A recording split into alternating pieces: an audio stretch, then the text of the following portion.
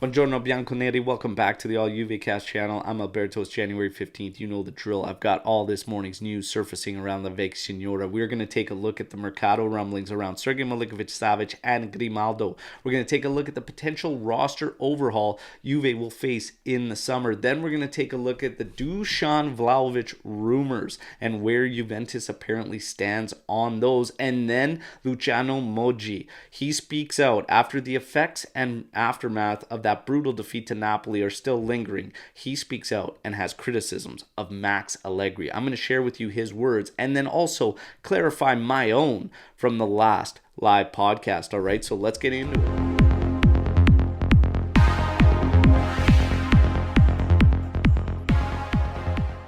Alright, Juventini, friendly reminder to like the video and of course subscribe to the channel as it all helps. Alright, now let's get to it. So Sergej Milinkovic-Savic, the latest rumors from Giovanni Albanese today are that he is not going to renew with Lazio. Juventus are currently working on something that could bring the midfielder in the summer. Now, you're going to get this rumor and you're going to hear these stories the rest of the season out coming into the summer. Alright, so take it with a grain of salt.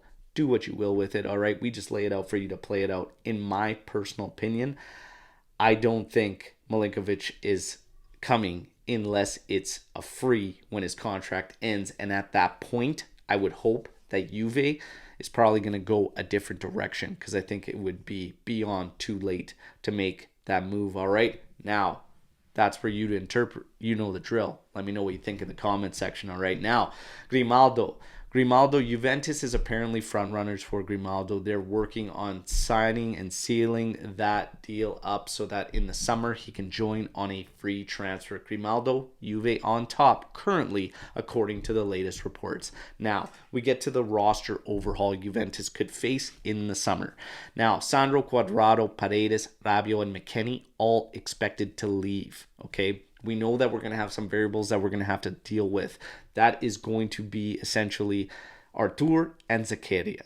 Those are going to be a couple scenarios that Juve is going to have to try and find solutions for. As far as players returning, Szczesny, Perin, Danilo, Bremer, Bonucci, Locatelli, Miretti, Fagioli, Kostic, Pogba, Ilin Jr., Chiesa, and Vlahovic all set to return. All right, Vlahovic, the latest on his rumors with Juve looking to sell him, they are not looking to sell him. The only way they will even discuss it is if a very, very big offer comes in. Otherwise, Juve has zero intentions apparently of selling Dusan Vlahovic. Now, we get into the aftermath and the effects of the defeat to Napoli, and Luciano Moggi didn't hold back his thoughts and criticisms of Max Allegri. I'm going to share with you his words. He essentially said, "Ouch, Mr. Allegri. You talked too much before the match, and you shouldn't have declared that you're coached by chance or you're coaching by accident, because by doing so, you corroborate the thoughts of the Juventus fans, especially after the Napoli debacle, and you take away our chance to defend you. You shouldn't have been dueling at a distance with Spalletti about Juve and Napoli's chances, ultimately making yourself look like someone who doesn't even know the state of his own team. You should not fall into these traps unless the string of 8 matches won without conceding a goal, among other things, played badly, has also deluded you and conceived you, as well as frightening the usual detractors who, forgetting the rubbish they had thrown at Juve some time ago, have presented them as Napoli's #1 opponent, defining the Maradona match as the Scudetto match without taking into account the difference in quality between the two teams. They did it to save face as traitors. Should the memory of a comeback made by Juve in 2015 when they managed to recover 15 points from the first match and win the championship with you as coach. You, however, must not fall for it, because that was a different team to this one. And it would be enough just to cite the names of Chiellini, Buffon, Barzagli, Bonucci, etc. of a different category to those of today. Moreover, in those days, Juventus had forwards who scored the goals, firing cannon shots into the opponent's goal, while now, unfortunately, they have players who shoot with water pistols, and they are 6th in the attacking department of the current championship with only 27 goals scored. So, your thoughts, everybody, on Luciano Moggi and his words and his criticisms. Here's basically the facts on Max Allegri. If you're going to look at him and removing him 60 million to 90 million is what it's going to cost Juventus based on his contract, his wages, and the bonuses and the remaining term. All right. Here's the thing. What I said in the last podcast was kind of misinterpreted.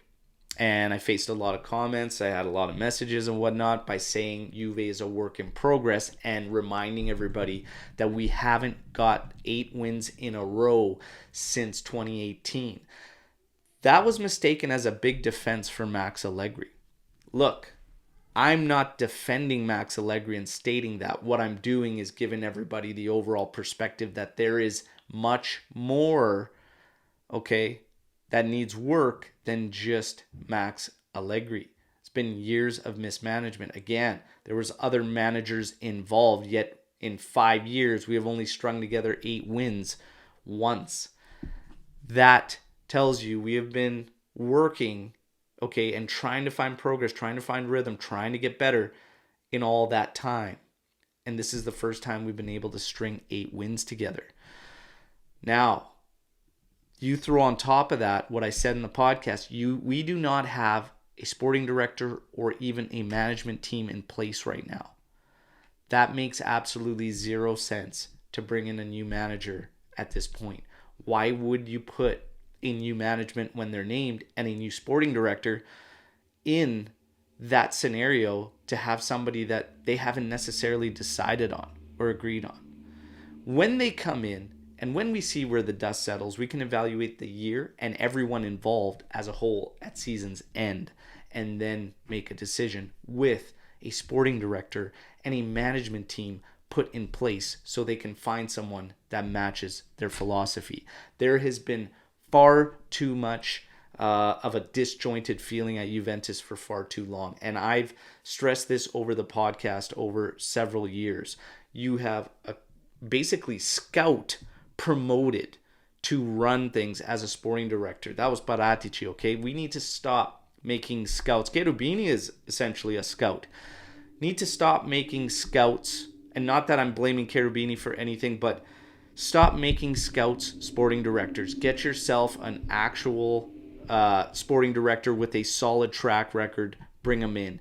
Build your management team around people that want to work together, that have the same ideas, share the same philosophies, and then get a coach that matches up with that.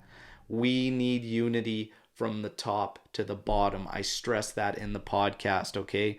When I say I don't care about the coach they choose, that's not me saying I don't care about the tactics or how we play or whatnot. Obviously, I want to like the style that we play. What I'm saying is that I have zero agendas against any of the people involved. That's what that statement means, okay? So I do not have an agenda against Max Allegri whatsoever, but I need to start seeing unity at the top down. We can't have a scout promoted, him picking a coach, but then Agnelli not liking him, firing him, bringing in another coach of his decision, and then after 1 year firing that coach to bring in another coach, and the results all remain the same, and our roster continues to need work. We go back to the overhaul that could potentially take place in the summer. This roster needs major work. When you look at the contingency planning, the lack thereof, as players get older, they need to start making way for the next wave and start taking more of a rotational role and then essentially leaving. We don't do that. We still bank on some of these old guys that have been around forever, and we can't even usher in the next wave. And then when you factor in that some of this next wave isn't ready and isn't there, you have problem number 2 beyond Max Allegri. All right.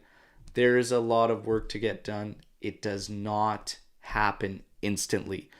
Juve's got a lot of work to do, and we're going to have a big, big summer ahead of us. But everybody looking to make big wholesale changes right now, I think that ship has sailed. We had a World Cup break where we could have maybe made that change, had some time to integrate whatever. The time has passed. Right now, we have to shake that one off, dust off the cobwebs, go into the next game, and then one after that, and the one after that, ride this thing out, get to our objectives, and then face the music come season's end. All right, that's my 2 cents. But You know the drill. And I love hearing from all of you out there at the AJC Army.